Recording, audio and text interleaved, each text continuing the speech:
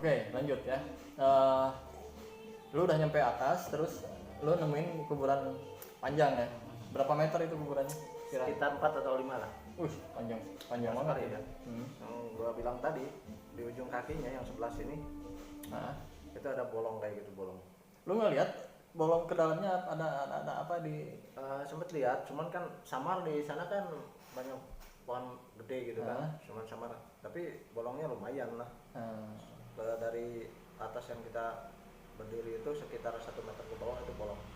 Tapi di dalamnya banyak kayak sajian-sajian kayak gitu. Tempat sajian, tempat Ya, itu mungkin tempat suka dipakai buat ritual juga ya mungkin ya. Sebagian orang, kata orang sana iya. Ada yang suka di sana tinggal 2 atau 3 hari di sana gitu kan. Orang tertentu ya. Tahu buat apa gitu. Iya. Nah, terus itu lu nyampe di atas jam berapa itu? Sekitar 2:30 lah. Nah, 3 sore ya. 3 sore. Kalau dilihat pemandangan emang tidak bisa mencakup ke semua kan. Ada satu arah yang entah itu sebutnya barat atau apa ya, kayaknya barat sih. Kesananya itu ada kayak apa ya, kayak kawah gitu kan. Kelihatan kawahnya ke sebelah sana, ke Ciparai atau ke Pengalengan gitu kan. Nanti sebelah barat kelihatan sebelah sananya. Kalau ke sebelah sini ke timurnya nggak kelihatan sama sekali. Nggak kelihatannya terhalang oleh pepohonan. Pepohonan. Ya. Belakang kita ini kayak gini, ini kuburan. Di sekitar sini ada sekitar luasnya 10 meteran lah. Jadi lu ngecamp di sana? Nggak sempet ngecamp, cuman hiking doang kan, cuman untuk ini doang lah, refreshing. Nah dari sini ke sini udah semua rumputan dan pepohonan tinggi. Iya. Ada cerita dari anak-anak itu ya, anak-anak setempat. Gua juga tahunya tapi pas udah turunnya bahwa kalau kita kesananya itu udah masuk ke gerbang jin. Katanya itu pesantren jin. Pesantren jin? Iya. Itu kata orang penduduk setempat sana. Itu ada pesantren jin. Ada gitu. Pesantren jin. Lu nemuin apa di sana? Itu pun kita kan nggak tahu pertamanya kan. Mereka nggak cerita waktu di atas. Cuman pas pulang aja.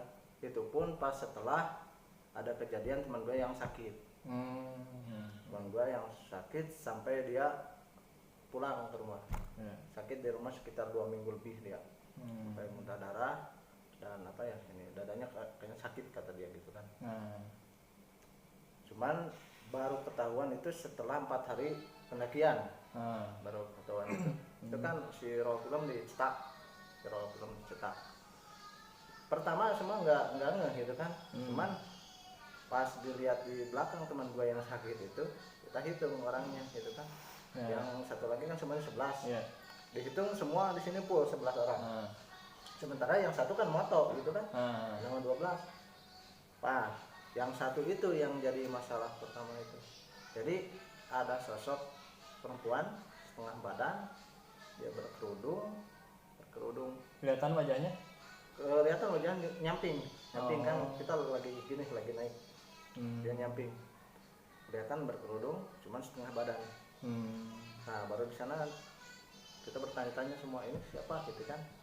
Nah ceritain sama orang yang di sana gitu, orang yang tahu. Dia tertawa gitu kan, bahwa kenapa teman saya sakit.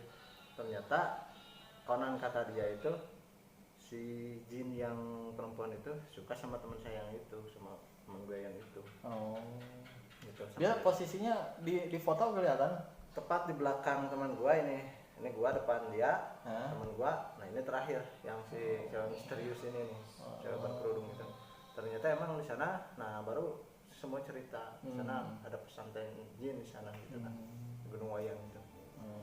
Itu sempet foto itu dilempar-lempar lah, jadi lu aja yang bawa, pada nggak mau gitu kan. Foto itu sekarang fotonya di mana? Awalnya di daerah sini dekat Banjaran, cuman teman saya pindah kan. Fotonya di temen lu. Iya. Temen lu pindah ke Bales, ke Garut.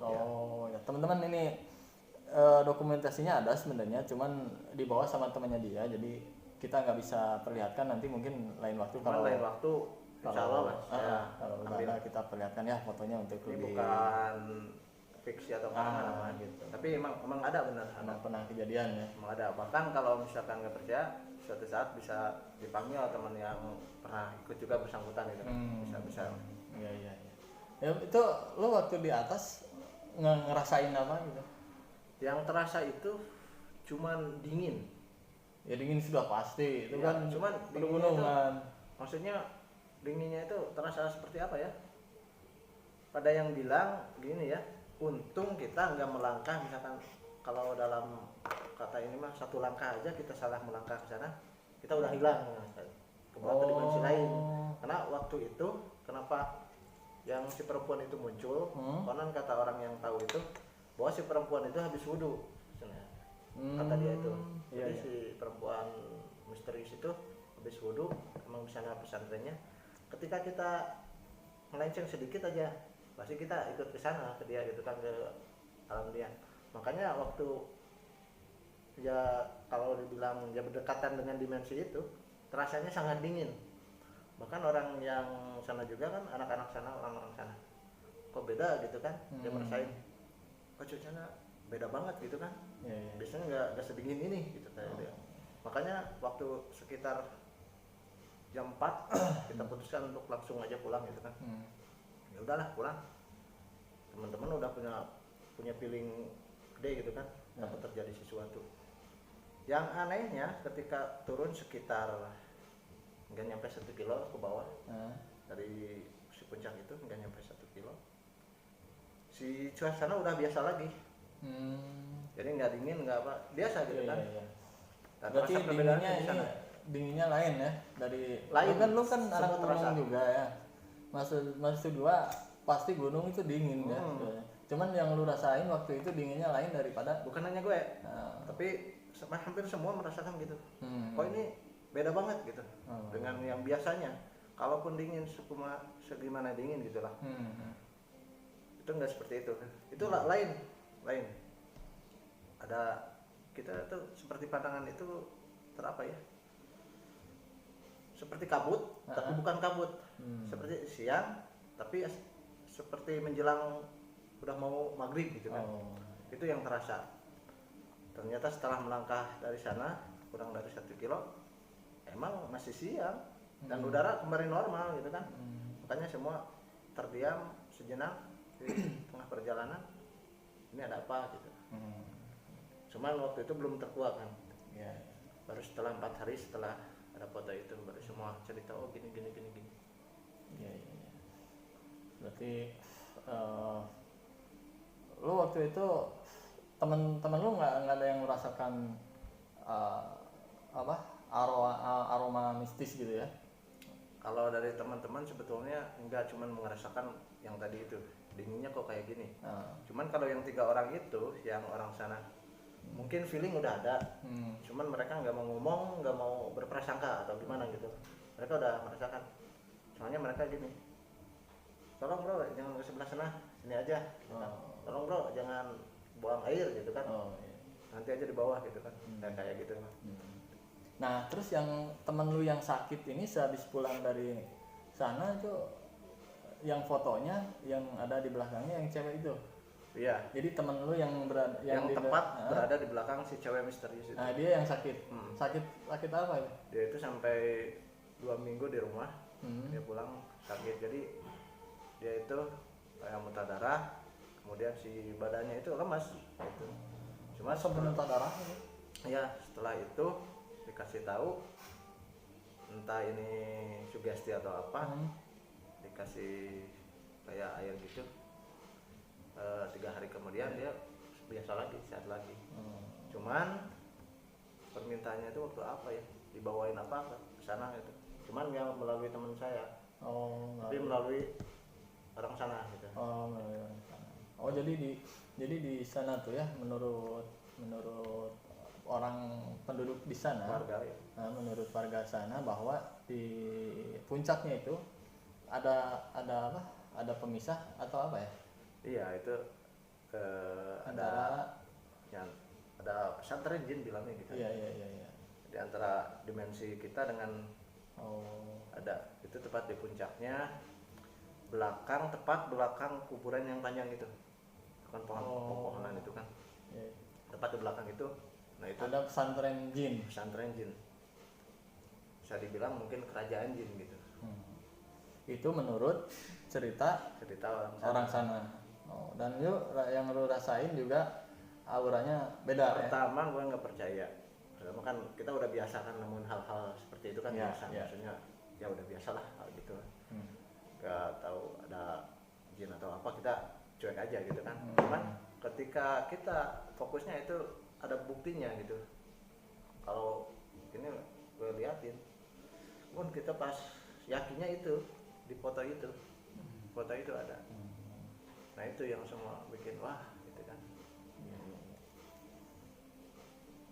Berarti memang tetap ya untuk naik ke puncak itu kita harus tetap safety ya. Pertama safety. Kedua yang tadi itu kita minimal ada orang yang pernah atau tahu ke tempat itu gitulah. Ya minimal ada yang pernah ya. Gitu. Ya. Oke, mungkin pengalamannya lu masih ada pengalaman mistis kan selain daripada ini? Nanti di part 2 kita bahas lagi.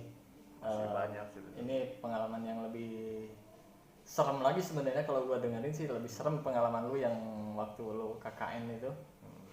Ini lebih serem. Nanti kita kalau bisa nanti gue bawa temen gue yang pernah terlibat gitu. Semoga aja dia bisa dan ambil barang bukti gitu yang foto itu. Oke, siap. Diusahakan lah. Siap. Oke, teman-teman, itu dia cerita dari kisah nyata dari Kang Uwo mengenai dari narasumber kita tentang pengalaman mistisnya. Itu penilaian tergantung di teman-teman semua ya, karena itu hal-hal yang berbau mistis kadang orang ada yang nggak percaya. Kalau nggak mengalami susah gitu, percaya gitu. Itu silakan teman-teman sendiri yang menilai. Yang pasti ketika kita masuk ke suatu tempat yang asing, terutama di daerah pegunungan atau dimanapun itu, kita tetap harus jaga sopan santun, jaga attitude kita.